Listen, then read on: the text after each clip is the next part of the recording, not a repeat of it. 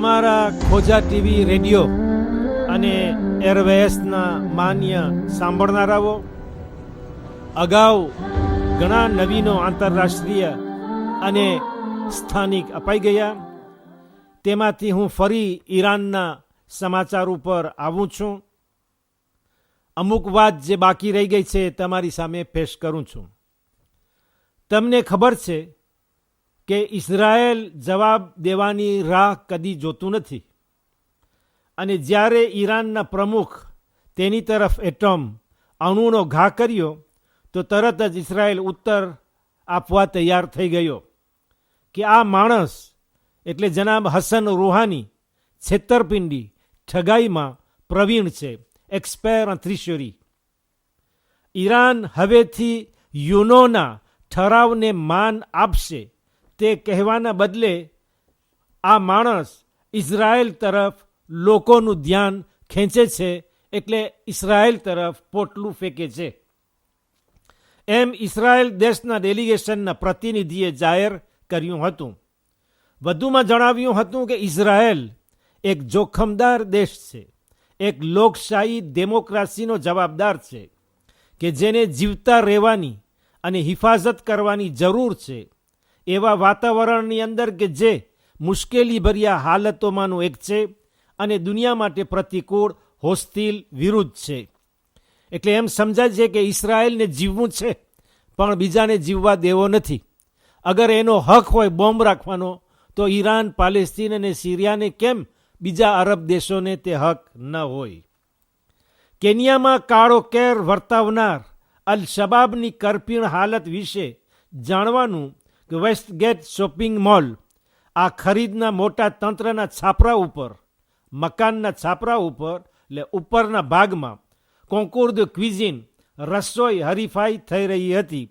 ત્યાં 30 બચ્ચાઓ ભાગ લઈ રહ્યા હતા જ્યારે આ આક્રમણ થયું કે જે આખા દેશને હચમચાવી નાખ્યું. 2000થી વધુ માણસો રેડિયો ટીવીમાં કામ કરનાર એક ઔરતની અંતિમ વિધિઓમાં ભાગ લઈ રહ્યા હતા કે જે 31 વર્ષની હિન્દુસ્તાની હતી. રૂહિલા અદાતિયા પોતાનું હમલ લઈ પેટમાં બાળક લઈને મોતને ભેટી ગઈ, જ્યારે કે બંદૂકની ગોળીઓ તેમને ચીળી નાખી. કેટલા બચ્ચાઓ મરી ગયા તેની પૂરી ગણતરી માલુમ નથી. અલ શબાબનું લશ્કર પોકારી રહ્યું છે કે તમારા સૈનિકોને કાઢી નાખો અમારા દેશમાંથી, અથવા બીજી ખૂનની નદીઓની રાહ જુઓ. એ પ્રાંતના અનેક દેશો વ્યાધિમાં મુકાઈ ગયા છે, ઉગાન્ડા, બુરુંદી વગેરે. પાજ સેકાંત 50 નંબરના પેજ ઉપર સિયેરા લેવનના સમાચારમાં લે કોતિદિયન દૈનિક લખે છે કે ત્યાંના આગલા પ્રમુખને જે અગાઉ કોરર તરફથી સજા મળી હતી તે પાછી કુર્દાપેલમાં સ્વીકારવામાં આવી છે અને 50 વર્ષ બંદીવાન રહેવા જાહેર કર્યું છે. ક્રીમ કોન્ટ્ર લ્યુમાનિતે, માનવતા વિરુદ્ધ અપરાધની સજા તેમને અપાઈ રહી છે, કારણ કે તે દેશમાં સિયેરા લેવન ખાતે 1,20,000 માણસો માર્યા ગયા હતા. 120,000 મોર, હજારોની સંખ્યામાં મિલિયે de મ્યુટિલે, જેમના અંગ છેદના કરવામાં આવ્યા હતા. ખૂન, બળાત્કાર, કિડનેપિંગ, હાથ પગ કાપી નાખવા અને અંગ છેદન, મ્યુટિલાસિયો, આવા જુલ્મો થયા હતા. બલુચિસ્તાન પાકિસ્તાનના ખબરોમાં આગળ આવી ગયું છે, પણ વધુમાં કહેવાનું કે લોકો ફરિયાદ કરી રહ્યા છે, ત્યાંની વસ્તી, કે અમને સરકાર તરફથી કોઈ સહાય કે મદદ મળી નથી.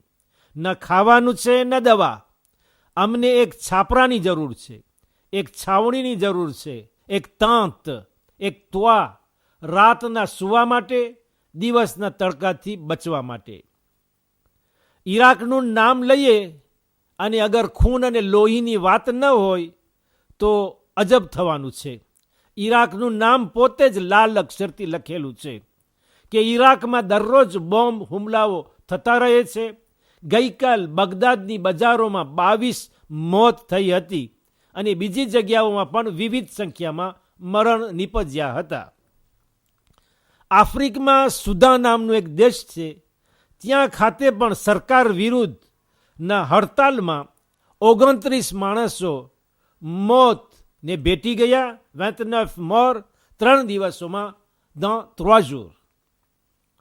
હવે આપણે ફ્રાન્સ દેશમાં આવીએ, જ્યાં માન્યુએલ વાલ્સ ગૃહ પ્રધાન, મિનિસ્ટર de l'Intérieur અને હાઉસિંગ પ્રધાન સેસિલ દુફ્લો વચ્ચેની અણબનાવટ વિશે પાસ 49 નંબરના પાના ઉપર એ જ લે કોતિદિયન વર્તમાન પત્ર લખે છે કે રોમ્સ બારામાં જે મિનિસ્ટર de l'Intérieur શબ્દો ઉચ્ચાર્યા હતા, જેની સામે સખ્ત વિરુદ્ધતા આ મિનિસ્ટર સેસિલ દુફ્લોએ વિરુદ્ધતા બતાવી હતી અને ફ્રાન્સના રાષ્ટ્રપતિ ફ્રાન્સવા હોલાન્ડને સાદ આપ્યો હતો કે આ અંગે નિર્ણય લે.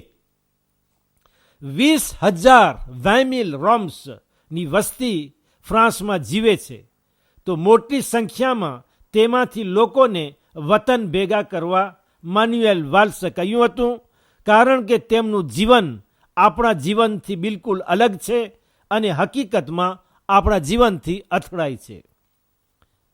સરકારી કર એમ્પો વિશે લખતા લે કોતિદિયન દૈનિક છાપું કહે છે કે આ સાલ 840,000 મેનાજ, આ વર્ષે 8,40,000 ઘર વધ્યા છે કે એમ્પો ભરશે. અને એ જ બાજુમાં જણાવે છે કે સિક્યુરિટી સોશિયલના બારામાં કે સરકાર હવે સ્ક્રૂ 20 ટાંટ કરે છે. દવાના બારામાં કાયદાઓ ઉપર વિચારણા થઈ રહી છે. જેટલી બીમારને દવાની જરૂરત હોય એટલી જ આપવી, પકિયાના પકિયા આપવા કે જે કબાટોને ભરતા હોય છે અને કામની ન હોય. દરેક ફ્રેન્ચ માણસ એટલે દરેક જીવ દીઠ, ઘર નહીં પણ દરેક વ્યક્તિગત ફ્રેન્ચ દીઠ ફ્રેન્ચના ઘરમાં અને કબાટમાં 1.5 કિલો દવા સંગળી રહેલી હોય છે કે જે ઘણી વખત કામ વિનાની હોય. હવે અત્યારે મારી દવા તો એ છે કે હું તમારીથી વિદાય લઉં અને સોમવાર ઉપર 2 દિવસો બાદ તમને રાંધેવું આપું છું. ઇન્શાઅલ્લાહ આજ રવી દ પ્રેસની અંદર. ત્યાં સુધી ખુદા હાફિઝ અને વાલેકુમ સલામ વરહમતુલ્લાહી વબરકાતુહ.